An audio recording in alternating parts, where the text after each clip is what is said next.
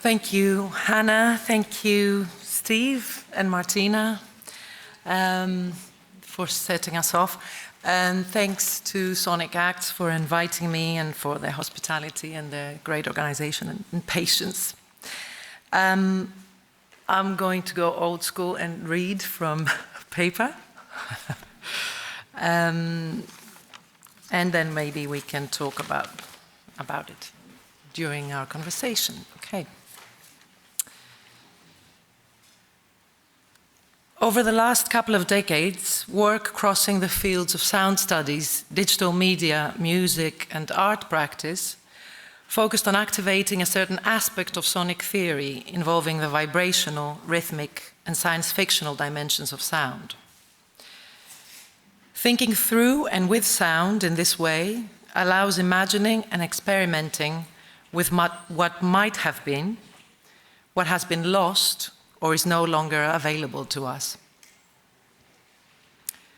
This is the domain of speculation, driven by the as-if principle, a yearning to invent practices and concepts and use them as vehicles to get to somewhere new.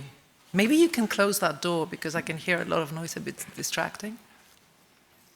Thank you. The sonic becomes a theoretical tool and artistic medium for the shaping of new worlds, defying socio-political and spatio-temporal limits of the moment. Sound as a device for creating reality. We enter the domain of vibration and rhythm in order to step outside the dominant time regime of Eurocentric universalism and its colonial models of knowledge production, experience, and historicity based on subject-object divides. This shift in sonic theory situates the audible as just one region within a broader vibrational continuum, as Steve was saying, one that includes other orders of knowing and being, subjectless, non-actualized, and even unknowable. From this expansive standpoint, the sonic makes possible the rethinking of this world by speculating on other... Is this better? By speculating on other possible ones. So the sonic makes possible the rethinking of this world by speculating on other possible ones. That's Sun Ra's domain. As his chant goes, there are other worlds they have not told you of. They wish to speak to you. In engaging with this sonic vibrational sphere, we are saying that there is something in the aesthetic act, a potential for conceiving and manifesting new vocabularies, subjectivities, and even worlds, built on the ashes of the one established by Western philosophical tradition. In other words, from the abstract sonic realm of inexorable vibrationality, real transformation can emerge. Hypatia Volumis calls this to vibrate with, a formless formation that transmits a boundless series of actions.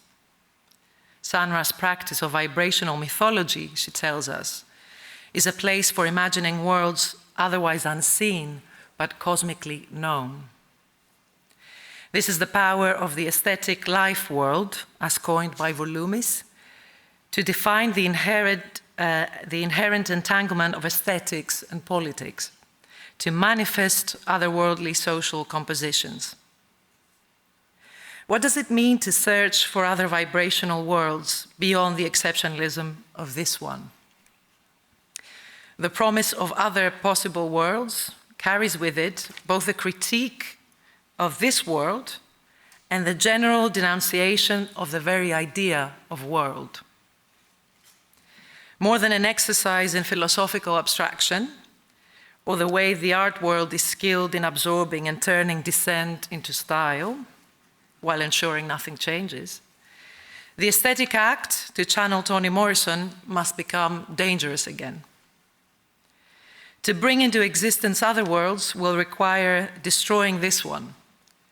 And the aesthetic act, like theory, as Amilcar Cabral instructed us, must become a weapon in the service of that distraction.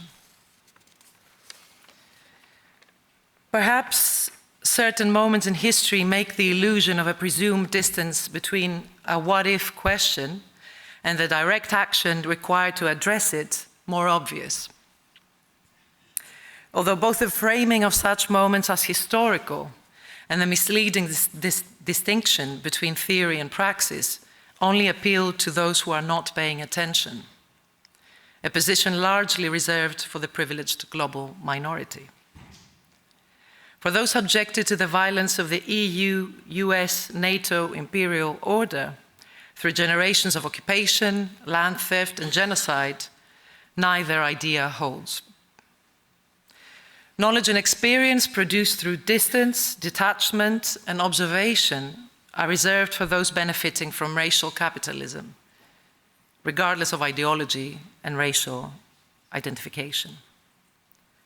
Against the ways Western institutions have trained us to deploy theory and practice as hollow instruments for colonial normalization, liberal politics, and self-promotion, October 7 unleashed a flood of truths that demands the reassessment of everything, including a reorientation of aesthetic theoretical questions from being what things are to the urgency of doing what things are for.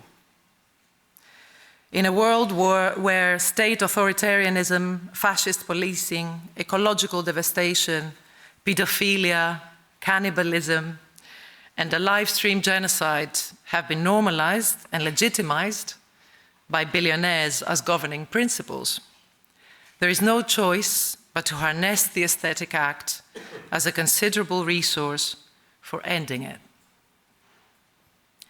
As James Baldwin knew, to act is to be in danger. I might have to run and get a glass of water from there in a minute.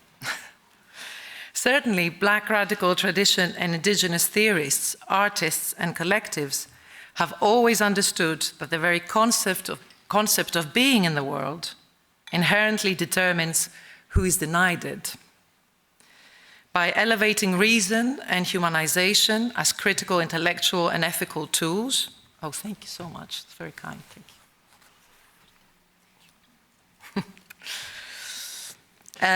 By elevating reason and humanization as critical, intellectual, and ethical tools, above all other forces, it is implied these categories would only be reserved for some. In other words, who is the world for? Frantz Fanon says that, quote, every ontology is made unattainable in a colonized and civilized society.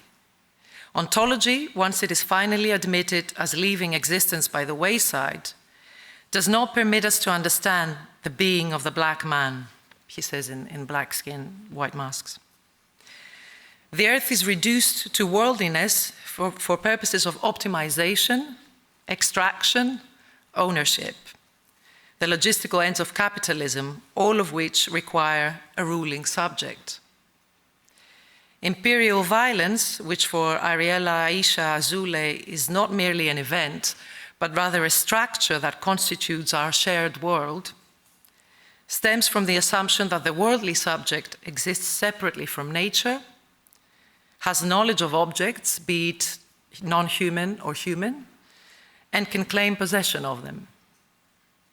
The thriving of Black and indigenous worlds becomes possible again only with the end of the colonial one.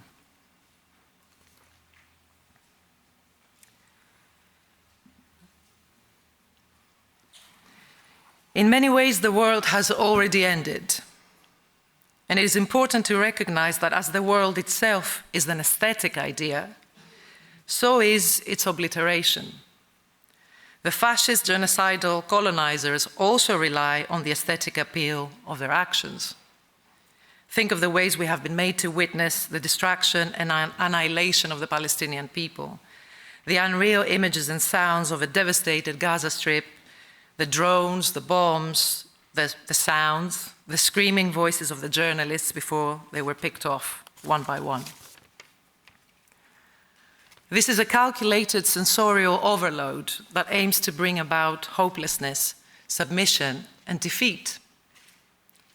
As Dr. Ghassan Abu Sita said in a recent Electronic Intifada broadcast, quote, this is a long quote, "What made this genocide different is the fact that from the very beginning, it was the most articulated genocidal plan ever.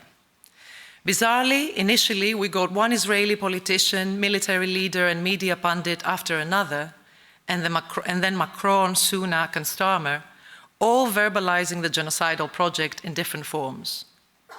And then in addition to the genocidal killing, we saw this performative violence of brutalization for 2 years.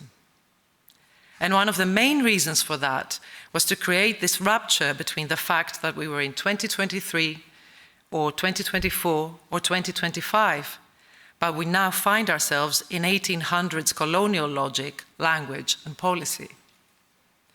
The previous liberal imperial violence was hypocritical but never articulated itself in such brutal, direct ways, he says.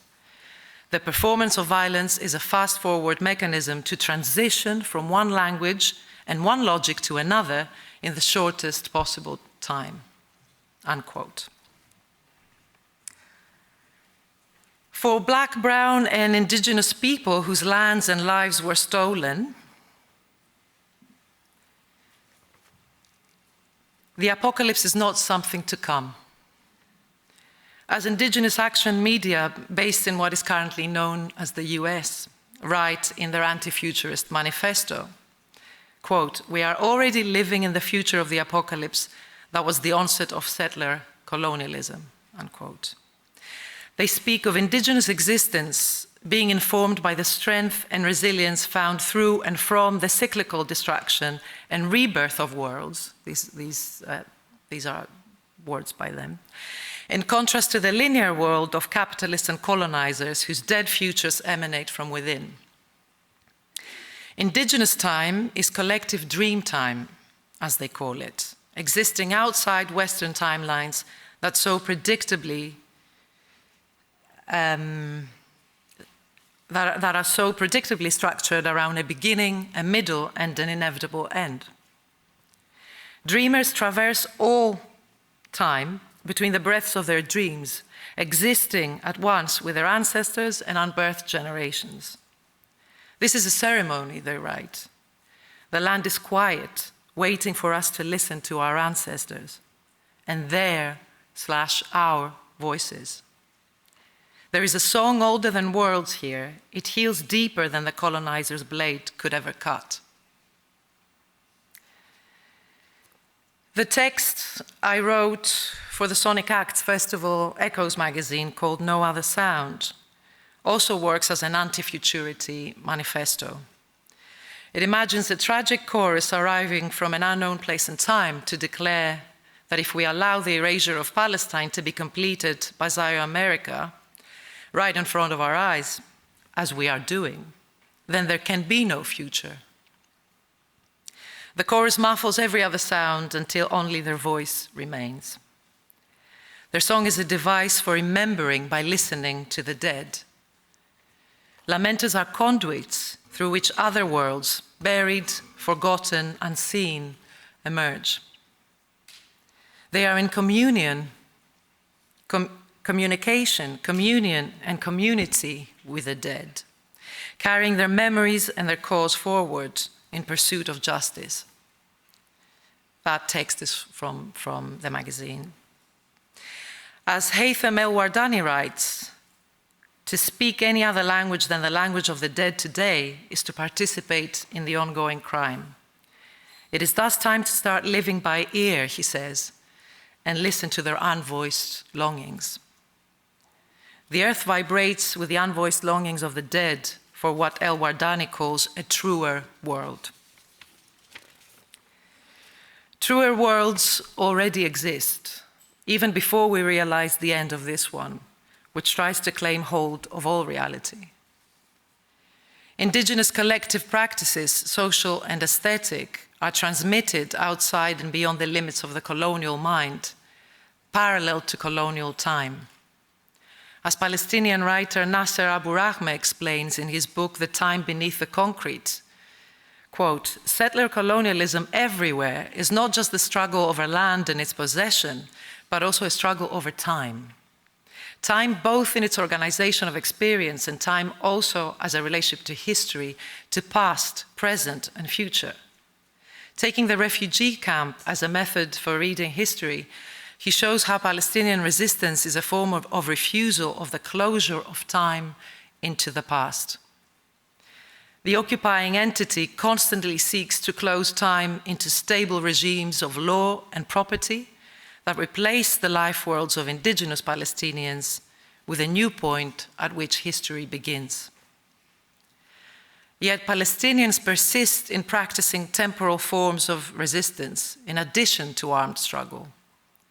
Abu Rahme shows how even sumud is a temporal practice, a waiting out of your antagonist that constantly impinges on their settler colonial order. In fact, the violent world of all modernity is only a very short time frame in the unoccupied indigenous time of the peoples of this planet. Thinker and activist Ailton Krenak of the Krenak people in present-day Brazil talks about this in terms of pluriverses, the possibility that other worlds are already here. These plural cosmovisions mock the idea of a world or that there is something called history as always already defined by the colonizer. Drawing on other thinkers like Quilombo leader Nego Bispo and David Kopenawa of the Yanomami people, Krenak speaks of indigenous time as having a beginning, a middle, and a beginning. Like a spiral, a parabolic movement, he says, with no direction, development, or purpose. The only way to bring those other worlds into existence, he proposes, is to give up this predatory linear world with what he calls a radical poetic gesture. This gesture is radical because it doesn't merely assume that it can influence the world or change it for the better. It is predicated on the notion that this world has already ended and invites us to give it up by freeing ourselves from desiring commodities. For Krenak, galleries, museums, and biennials are machines for the continuous recycling of the art world, which constantly works to empty the possibility of a poetic gesture. Having internalized so many capitulating narratives, the art world has been irreversibly exposed as complicit in the Gaza genocide, as is academia in the Western world. There are too many examples to mention, but the recent Berlinale comes to mind. For all its hunger for post-colonial and revolutionary discourse, and all the chat about uncertainty and unknowing, in the capitalist art world, the artist and their work can only ever be commodities. As Fred Moten says, art don't work for abolition. The art world, after all, is another world. How then can we think of an aesthetic act for extinguishing the world, including the artistic academic complex, as Moten and Harney call it, which has trained us to traffic in cultural commodity fetishism, as Gabriel Rockhill frames it? Firstly, we separate the aesthetic act from art. To act aesthetically, poetically, as Krenak suggests, or poethically, which is Denise Ferreira da Silva's preferred term, signals the creative, speculative dimension of imagining otherwise. Sanra used poetics for doing the impossible, as he said, for opening space to what he called a different order of being. Moten, using a term coined by his partner Laura Harris, calls this aesthetic sociality. What it means to be involved rather than a detached spectator in the world. To pay attention as preparation for something, as he writes with Stefano Harney, for the radical overturning of the ground that we are under. Poetics is not about metaphors, but about the aesthetics of resistance. What Huda Fakhreddin means when she talks about writing poetry after Gaza as a necessity. She says, "Of what use can our Arabic language be if again in this moment it fails to give itself wholly to the task, however impossible, of encompassing the horror that is Gaza's catastrophe? And even across other languages, what speech is possible without Gaza? What I need is for Gaza to translate poetry to me. I need Gaza to translate all the world to me." Paying attention, being involved, preparing for the unforeseen are all sonically inflicted ideas in Moten's thought. Part of techniques of improvisation in jazz, poetry, and Black aesthetics in general. Black study mobilizes the sonic because it is tied to acute attunement, attentive listening, and active engagement.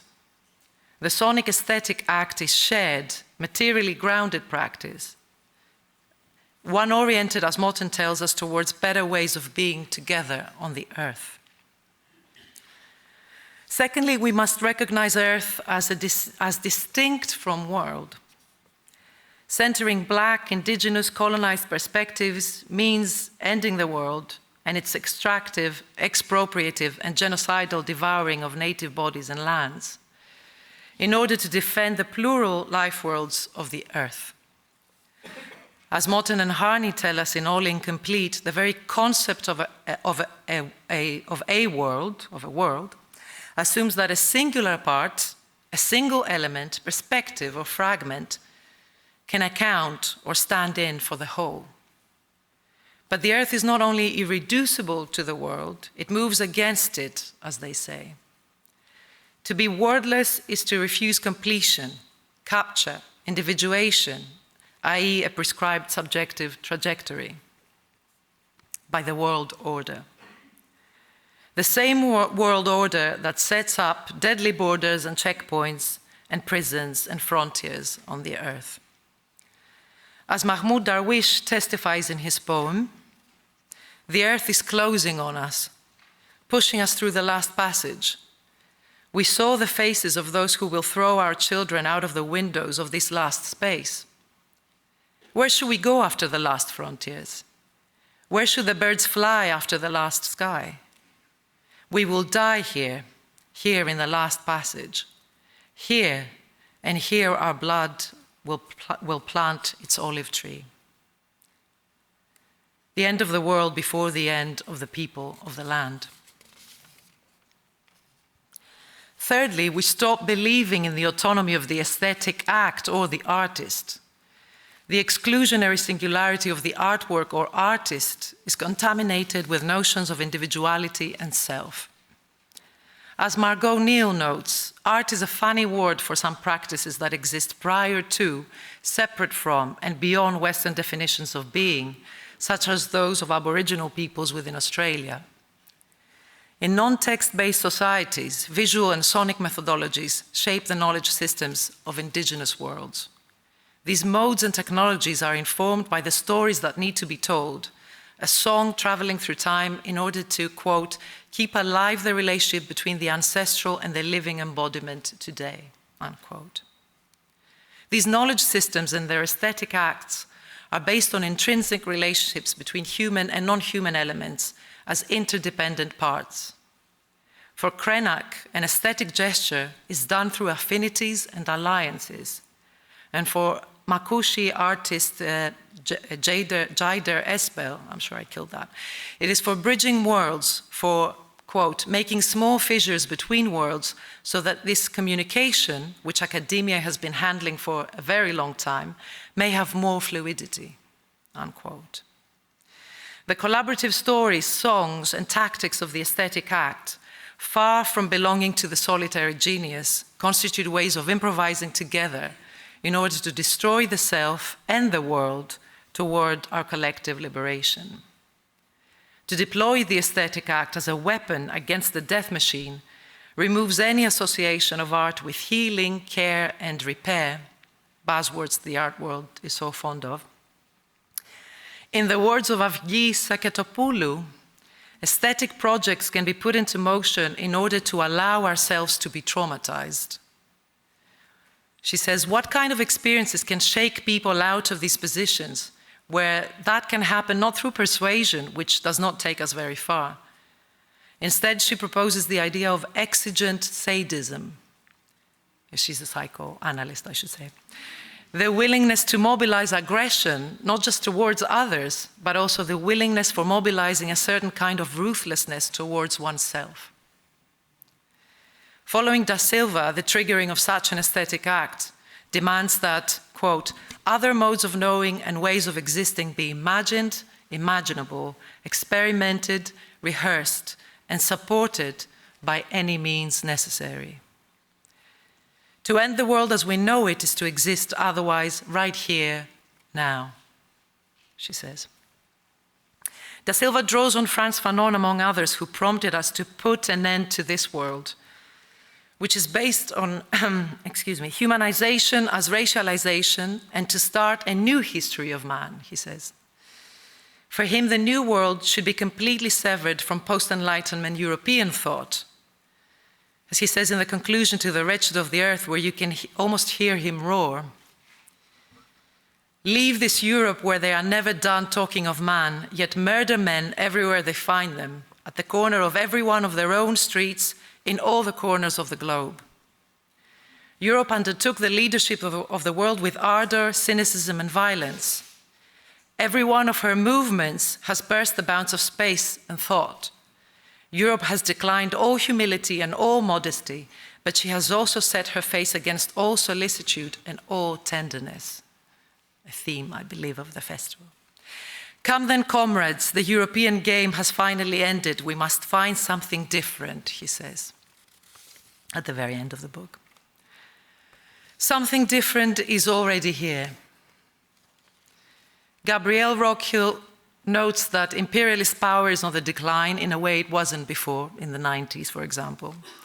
Ongoing crisis of capitalist accumulation, inability to win proxy wars, younger people not buying the empire's bullshit, frees up space for anti-imperial work.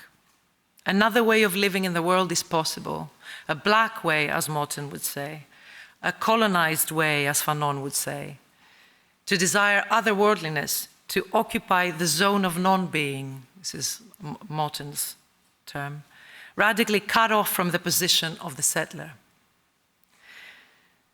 If, as the Sonic Act's curatorial statement goes, this festival is gesturing towards cultivating spaces of openness, friendship, tenderness, as I mentioned before, and looking for blueprints for institutions yet to come, it will have to look away from Europe.